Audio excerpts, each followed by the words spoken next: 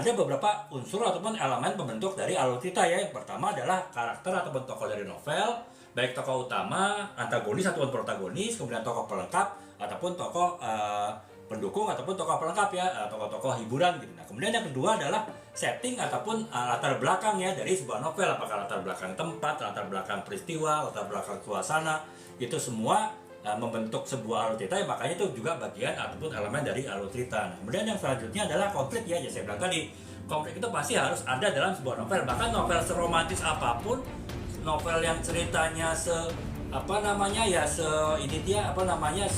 semenye-menye apapun itu pasti ada konflik ya. Nah, makanya konflik itu juga karena konflik itu membentuk alur cerita ya, makanya konflik itu juga bagian ataupun elemen dari alur cerita gitu. Nah, yang selanjutnya adalah tema ya, saya bilang tadi ya, seorang penulis ketika menulis novel pasti ada tujuan ya, dia tertentu apa pesan-pesan yang disampaikan kepada penulis ya, dan karena kepada pembaca gitu. Makanya si penulis tadi pasti akan menyampaikan pesan-pesan itu baik secara tersirat, tidak langsung, ataupun secara tersurat, secara langsung dalam alur cerita ya. Nah, karena itu ya, tema itu juga bagian dari alur cerita. Dan yang terakhir adalah plot point ya teman-teman. Jadi titik-titik alur cerita. Jadi titik-titik penting yang menjadi landasan untuk pembahasan sebuah jalan cerita tertentu dalam sebuah novel ya. Kemudian kan nanti bergerak ke titik yang lain, diceritakan lagi, bergerak lagi ke titik yang lain, ceritakan lagi. Nah, itu plot point itu juga, titik-titik alur cerita itu juga bagian dari elemen sebuah